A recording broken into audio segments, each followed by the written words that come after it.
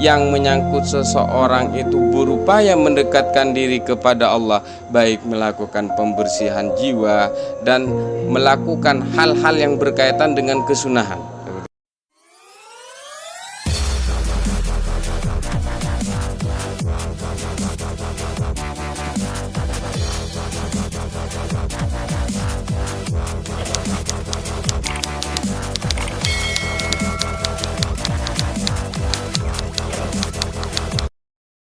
Bismillahirrahmanirrahim. Assalamualaikum warahmatullahi ta'ala wabarakatuh.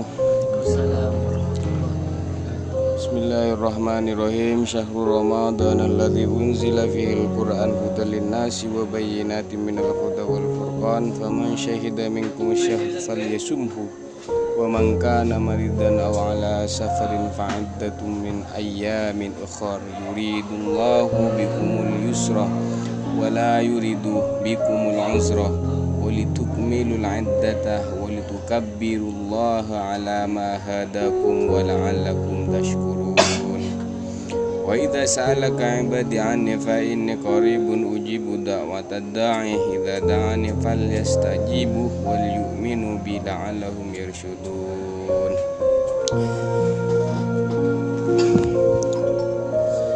Malam ini adalah malam terakhir dari bulan Ramadan, karena besok malam kita akan melaksanakan ibadah hari raya Idul Fitri. Dan pada kesempatan ini pula kita dianugerahi kekuatan oleh Allah Subhanahu wa Ta'ala untuk bertatap muka, untuk bersanding bersama, untuk ngaji bersama pula, dan semoga di bulan Ramadan yang akan datang kita akan berjumpa kembali. Nah, pada kesempatan kali ini kita itu sudah siapkah untuk meninggalkan Ramadan atau Ramadan meninggalkan kita? Istilahnya, ketika Ramadan pergi, tentu kita butuh hal-hal yang bisa memberikan dampak selama kita melaksanakan ibadah puasa. Seperti kita ketahui bersama, bulan Ramadan adalah bulan yang penuh mubarakah, di mana di dalam bulan Ramadan ini banyak keistimewaan dan banyak misteri-misteri yang ada di baliknya. Jadi makanya di bulan Ramadan semuanya hamba yang muslim itu berlomba-lomba untuk mengejar kebaikan, pun juga berlomba-lomba untuk mendapatkan hidayah dan barokah, termasuk juga syafaat. Seperti itu. Nah, pada kali ini kita melaksanakan ibadah yang berbau kewajiban ataupun sunnah. Kita melakukan dengan upaya untuk mendekatkan diri kepada Allah. Berbagai macam hal yang kita lakukan, ya, baik melakukan sholat yang 5 waktu secara berkala, melaksanakan sholat tarawih. Ada juga sebagian orang melaksanakan sholat tahajud. Dan tidak terkecuali pula banyak orang yang melaksanakan hal-hal yang sifatnya sunnah, yang tidak ibadah sunnah yang berkaitan dengan perintah. Jadi ada banyak model tipe, ya. Di bulan Ramadan ini ada banyak model tipe kesalehan yang bisa kita lakukan sebenarnya. Ada kesalehan personal yang menyangkut seseorang itu berupaya mendekatkan diri kepada Allah, baik melakukan pembersihan jiwa dan melakukan hal-hal yang berkaitan dengan kesunahan. Seperti itu. Makanya terkadang kita itu, hamba muslim ini, melakukan kesalehan secara personal itu dilakukan dengan upaya untuk mendapatkan keistimewaan yang ada di dalam bulan Ramadan. Makanya kesalehan personal ini sangat dibutuhkan untuk meningkatkan spiritualitas kita, untuk meningkatkan ibadah kita, dan juga untuk menaik tingkatkan kita kepada level yang lebih tinggi. Jadi pembebasan diri dengan cahaya keilahian. Istilahnya kita melakukan pembersihan jiwa di bulan Ramadan itu memang terus kita perlu upayakan. Karena apa? Karena keistimewaan bulan Ramadan, artinya yang dikatakan pembakaran diri atau peleburan diri itu adalah tanpa sisa. Artinya kita sebagai hamba itu memang penting mendekatkan diri kepada Allah Subhanahu wa taala. Ini namanya nanti kesalehan personal itu bisa dilakukan secara diri sendiri. Kemudian ada kesalehan sosial. Jadi kesalehan sosial ini ada kaitannya dengan kita itu sebagai muslim itu membantu sesama, menjaga sesama, ikut terlibat pada kegiatan sosial, ikut terlibat dalam hal yang berkaitan dengan situasi dan kondisi sosial di sekitar kita. Seperti buka bersama, dan ada juga yang bagi-bagi takjil, terus pokoknya banyak macam yang bisa kita garap di bulan Ramadan itu. Artinya keistimewaan yang ada di bulan Ramadan ini itu tidak bisa kita sia-siakan, karena bulan Ramadan itu datangnya hanya 1 tahun sekali. Ya begitu. Dan yang ketiga adalah kesalehan ekologis. Kesalehan ekologis ini ada kaitannya dengan kita, dengan alam, menjaga, melestarikan dan melindungi alam. Ketika kita melakukan kesalehan ekologis ini, kita menjaga alam dan alam akan menjaga kita. Di samping melakukan kesalehan ketiga tersebut, ada kalanya yang perlu kita lakukan, kita melakukannya dengan penuh rasa cinta. Jadi kenapa saya selalu mengatakan melakukan ibadah itu dengan cinta? Tanpa cinta, ibadah hanyalah beban. Seperti itu. Jadi salah satu penyair bernama Jalaluddin Maulana Rumi itu pernah mengatakan begini: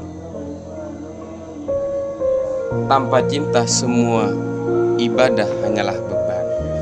Jadi untuk mendapatkan keistimewaan di bulan Ramadan itu, kita perlu melakukan semua ibadah itu dengan cinta. Karena dalam dimensi cinta ini ada hubungan, ada keterkaitan, ada keterpesonaan, ada perasaan di mana kita selalu ingin selalu berdampingan. Ketika engkau pergi, tentu saja aku merasa ragu untuk ditinggalkanmu. Jadi kalau kita melakukannya dengan penuh cinta, maka semua hal yang kita lakukan itu tidak ada beban. Artinya di dalam dimensi cinta itu kita ada perjuangan untuk melakukan itu. Perjuangan itulah kemudian banyak hal yang bisa dapat kita lakukan. Contoh, puasa itu kan biasa kita artikan kan menahan lapar dan rasa haus, seperti itu. Untuk menahan rasa lapar, untuk menahan rasa haus itu kan kita butuh perjuangan. Dari imsak sampai buka, ada berapa jam di situ yang harus kita lakukan? Karena kebiasaan kita itu ya, setiap harinya kan di jam-jam tertentu kita bisa makan, kita minum, kita rokokan, dan banyak hal lainnya seperti itu. Tapi di bulan-bulan Ramadan itu selama 30 hari itu kita berupaya itu untuk melakukan, menjauhi aktivitas-aktivitas yang biasanya kita lakukan. Di samping itu pula, karena kita itu juga butuh yang namanya istilahnya bekerja. Ketika kita bekerja, maka rasa capek itu, rasa lelah dan sebagainya itu kan pasti ada. Itu tidak bisa dipungkiri karena kita manusia. Seperti itu. Dan akan tetapi yang perlu kita garis bawahi itu tidak hanya menahan lapar, tidak hanya menahan haus. Di balik menahan lapar itulah kenapa Allah itu Subhanahu wa taala itu kenapa harus menahan lapar? Kenapa menahan rasa haus? Ternyata ketika kita lapar, seluruh hal yang ada di dalam diri ini itu tidak bisa bergerak. Artinya tidak menggebu-gebu seperti biasanya, termasuk nafsu kita misalnya ya. Biasanya kan upaya penahanan lapar itu kan sebenarnya filosofinya itu arahnya kan sebenarnya menahan agar kita itu jauh dari hal-hal yang sifatnya tercela, seperti mudah misuh kepada orang lain. Artinya nafsu kita yang biasanya itu memuncak seperti biasa-biasanya itu kan di bulan Ramadan itu kan berusaha kita tahan. Akan tetapi anehnya, meskipun hal itu tujuannya untuk menahan itu semua, tapi kita kadang kebablasan. Jadi menahan lapar itu kan sebenarnya menahan minum. Kenapa? Karena kuncinya ada di lisan. Ada di lisan. Maka istilahnya keselamatan manusia itu ada di lisan. Manusia itu akan selamat ketika lisannya itu dijaga betul. Karena lisan ini tempat keluar masuknya barang, tempat barang masuk minuman, makanan, dan keluarnya itu bisa kata-kata. Tapi kata-kata inilah yang akan membuat kita itu selalu harus menjaga. Itu tidak luput dari situ. Lah, kalau kita berjuang dengan penuh mati-matian dari imsak sampai buka, berarti kita sudah secara zahirnya kita sudah merdeka. Kita sudah menang, akan tetapi kita itu tidak merdeka sepenuhnya. Karena kalaupun bisa malam harinya pun itu kita harus menjaga. Terkadang kan karena bulan puasa saya harus menahan selama kita melaksanakan ibadah puasa. Tapi untuk malam hari kita itu kadang misuh-misuh seperti itu. Banyak kejadian-kejadian yang sudah terjadi ketika ada kesalahan orang lain itu kita mudah misuh. Makanya dikatakan itu peleburan diri dengan mengisi hal-hal yang positif itu tadi. Kalaupun perlu kita juga berkorban agar puasa kita itu tidak batal. Artinya batal di sini itu banyak versi sebenarnya. Batal misalnya bukan banyak hal. Kalau di ulama fikih kan menyebutkan kalau suntikan pada tubuh itu bisa menyebabkan batal dan lain-lain sebagainya seperti itu. Tapi di dalam dimensi yang harus pengorbanan ini akan lebih terasa ketika kita berkorban untuk hal yang sifatnya lebih luas lagi. Keistimewaan Ramadan itu pula, di dalam bulan Ramadan itu diturunkannya Al-Quran, di mana Al-Quran itu sebagai petunjuk kepada manusia. Artinya di dalam Al-Quran itu kan ada pembeda antara hak dan yang batil. Semua ini antara hak dan batil, antara benar dan salah itu kemudian sebagai petunjuk sebenarnya. Satu dapat dikatakan petunjuk menuju kebenaran. Al-Quran, di dalam Al-Quran itu selalu berisi tentang ada perintah, ada pelarangan. Kepada hal yang batil juga Al-Quran itu selalu mewanti-wanti agar manusia itu terus menjaga diri begitu. Makanya Al-Quran itu diturunkan sebagai petunjuk kepada manusia. Nah, meskipun demikian itu terkadang kita itu terjebak kepada hal-hal yang sifatnya itu dilarang Allah.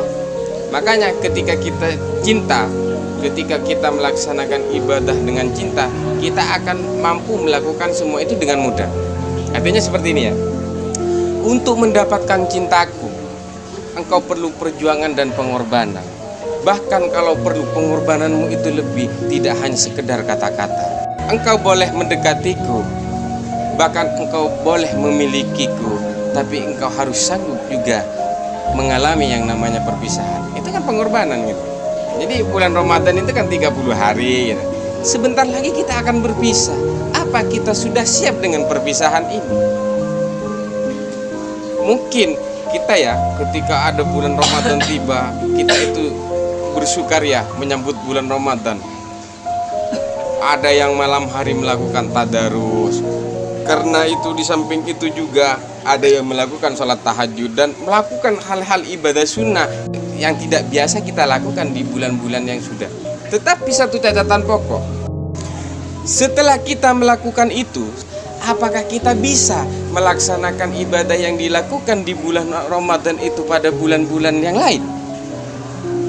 Apakah ada kesanggupan kita itu melaksanakan ataupun menjaga identitas kemandirian kita, identitas kesucian kita seperti yang pernah kita lakukan di bulan Ramadan?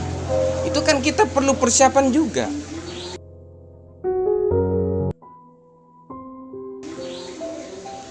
Seperti halnya seorang pecinta ya. Aku memperjuangkanmu. Aku akan menyeberangi laut bahkan lebah sekalipun hanya untuk menjumpaimu. Tatkala aku tidak menjumpaimu di situ, aku akan mencari di tempat yang lain. Jadi kan bulan Ramadan itu kita sebagai pecinta, karena sebagai pecinta kita itu butuh yang namanya perjuangan dan pengorbanan. Maka tidak salah kemudian banyak orang yang menangis haru ketika bulan Ramadan itu akan pergi. Dan bahkan ada pula yang sanggup dari bulan Ramadan, datangnya bulan Ramadan, orang ini selalu terseduh-seduh. Karena apa? Aku telah berjumpa lagi denganmu. Aku telah berjumpa lagi denganmu. Aku telah berjumpa lagi denganmu. Maka jangan pernah tinggalkan aku. Maka jangan pernah tinggalkan aku. Sehingganya orang ini banyak melakukan hal-hal yang positif, baik itu kesalehan personal, kesalehan sosial, bahkan kesalehan ekologis. Orang yang seperti ini sudah sanggup menampung segalanya. Ketidak ada kepastian engkau datang lagi. Apakah mungkin aku bisa menjumpaimu bulan depan? Apakah aku bisa sanggup menjumpaimu lagi tahun depan? Apakah masih ada sisa umurku untuk menjumpaimu wahai Ramadan bulan tahun depan? Jika memang tidak ada, maka berikan aku kesempatan untuk melakukan hal yang positif. Jadi ada orang yang bergembira menyambut datangnya bulan Ramadan. Ada juga orang yang bergembira ketika Ramadan pergi karena ia merasa dirinya sudah sanggup melaksanakannya, sanggup melaksanakan apa yang diperintah dan apapun juga yang dilarang oleh Allah. Ada juga orang yang sebelum Ramadan sampai Ramadan itu mau pergi, dia menangis gitu. Karena dia menangis itu, satu, dia itu takut tidak bisa melaksanakan ibadah, baik yang berupa kewajiban maupun yang sunnah selama bulan Ramadan. Ada juga yang menangis karena ia akan ditinggalkan bulan Ramadan. Artinya tidak ada sanggupan lagi melakukan aktivitas sebagaimana dilakukan di bulan Ramadan. Itu yang dikhawatirkan mereka. Makanya terkadang orang seperti ini itu memang berbeda. Kita itu sebagai pecinta terkadang berbeda-beda dalam mengekspresikan. Ada yang bergembira dan ada juga yang sedih. Bahkan kalau perlu, kesedihan mendalam ini itu tidak sampai berlarut-larut. Itu bisa dengan satu catatan, kita itu mampu melakukan itu semua. Tetapi satu hal lagi yang harus kita perhatikan, setiap manusia itu memiliki kelebihan dan kekurangannya. Tergantung bagaimana kapasitas kita ataupun barometer kita itu melaksanakan yang wajib dan yang sunnah.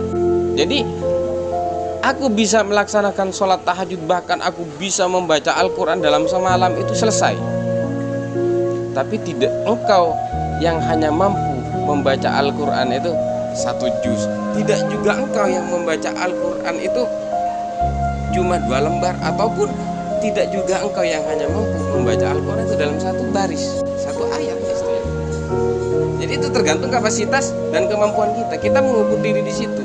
Jadi makanya ketika kita itu penuh cinta, maka itu dengan susah payah kita akan melaksanakan semua itu.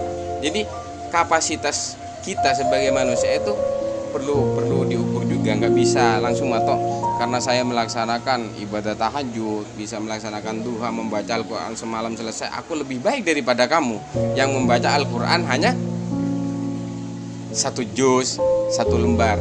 Aku lebih baik dari kamu karena aku melaksanakan tahajud itu sampai ratusan kali dalam setahun daripada engkau yang hanya melaksanakan sholat tahajud sekali ataupun sama sekali tidak ada melakukan. Itu belum tentu. Tergantung bagaimana kita kemudian menjaga ibadah ataupun aktivitas yang ada di bulan Ramadan itu pada hari yang lain. Makanya Nawawi mengatakan dari perkataan, tingkah laku kita dan aktivitas kita itu perlu. Jadi kita mampu tidak misu kepada orang lain di bulan Ramadan itu nilainya plus. Kita tidak berpikir kita lebih baik daripada orang lain itu di bulan Ramadan itu sudah plus. Itu plusnya. Jadi jangankan cuma bulan Ramadan, di bulan-bulan yang lain kita harus melaksanakan itu. Itu sebagai sebuah bentuk usaha kita itu menjaga identitas diri itu tetap murni. Jadi kalaupun kita hanya melaksanakan itu semua hanya di bulan Ramadan, tetapi di bulan-bulan yang lain kita kembali semula, misalnya di bulan Ramadan kita tidak misu, tapi di bulan-bulan lain kita misu, ya kan sama saja, nggak ada plusnya nanti, nggak ada dampaknya. Yang dimaksud kita itu bisa melaksanakan dan mampu menjadi hamba yang sempurna itu karena kita ada nilai plus setelah bulan Ramadan, kita tetap menjaganya. Itu yang terpenting. Karena bagaimanapun orang yang sakit hatinya itu karena terhalangi hijab dirinya yang dapat mencegah seorang itu kepada penyaksian yang zat, tentang penyaksian yang esensial. Jadi begini ya, kita melaksanakan itu semua untuk mendapatkan keistimewaan. Kita itu bercinta sebenarnya. Kita sedang kita PDKT kepada Tuhan. Tuhan, saya melaksanakan bulan Ramadan.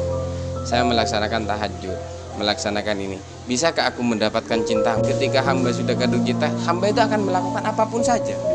Maka disitulah ada timbal balik. Ketika engkau sudah cintamu bergejolak kepadaku, aku akan menjadi matamu, aku akan menjadi tanganmu, aku akan menjadi segala hal, sehingganya engkau akan tetap terjaga. Keistimewaan di bulan Ramadan itu tidak hanya ada di bulan Ramadannya, tapi eksistensi kita, aktivitas kita itu masih akan tetap berlanjut di bulan-bulan yang lain. Itu keistimewaannya. Jadi gini istilahnya, aku mencintaimu, tentu aku berharap ada balasan cintamu kepadaku. Akan tetapi belum sanggupkah aku menjadi orang yang paling mencintaimu ketika aku tidak menjaga hubungan ini dengan baik. Jadi keistimewaan bulan Ramadan itu dampaknya kepada diri kita itu agar di bulan-bulan yang lain tetap sebagaimana kita di bulan Ramadan. Untuk menyaksikan keistimewaan itu, yaitu adalah al-qudrah, kemampuan kita itu menjaga kesucian batin ini, menjaga kemurnian batin ini. Jadi jangan pernah mengaku benar, jangan pernah melakukan, jangan pernah kamu itu mengaku sebagai pecinta ketika dirimu itu tidak mampu berjuang bahkan berkorban. Seperti itu kan. Karena sebentar lagi kita akan menghadapi Lebaran. Terkadang ya banyak orang itu berlomba-lomba membeli baju dan sebagainya, tapi dia tidak bisa mampu membeli batinnya. Membeli batin dalam artian ketika aku menjual dan engkau membeli, tentu transaksi ini tidak hanya transaksi di masa itu, tapi apa kira-kira efek dan dampaknya kemudian, itu yang paling perlu. Mungkin di bulan Ramadan kita itu mampu menjaga, tapi di bulan-bulan yang lain kita tidak mampu. Apakah itu kemudian?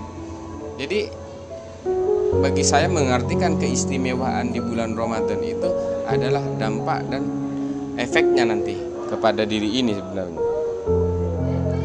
Setelah cinta itu merasuk kepada diri ini, kita akan menjadi orang yang benar-benar itu linglung.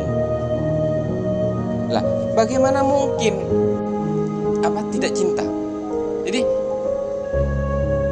kita mengejar ambisi seorang kekasih misalnya yang jauh di sana. Kenapa kita mengejar? Ataukah kita akan tinggal mengejar? Seorang yang batinnya kuat akan merasakan bulan Ramadan itu setiap bulannya itu ada, pasti itu. Itu pasti. Batinnya yang kuat. Nek misalnya kamu itu melaksanakan ibadah sebagaimana yang sudah dilaksanakan di bulan Ramadan, dampak dan efeknya itu beda.